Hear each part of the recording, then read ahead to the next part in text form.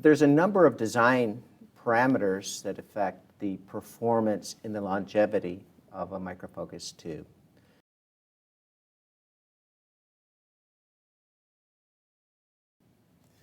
And I don't want to illuminate a light bulb. I want to focus those with an optic onto a sample.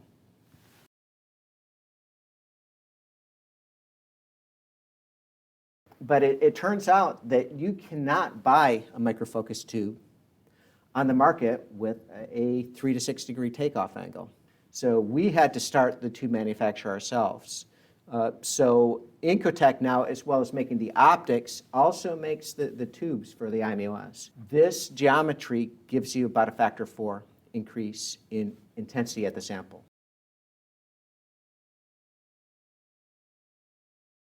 If you have a 100-watt tube, you can still cool it with water. Why would you want to cool it with air instead of water?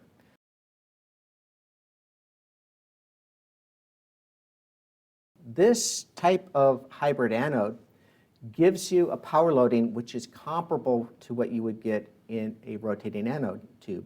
So these diamond tubes now are significantly brighter than the, I would say, the normal microfocus tubes.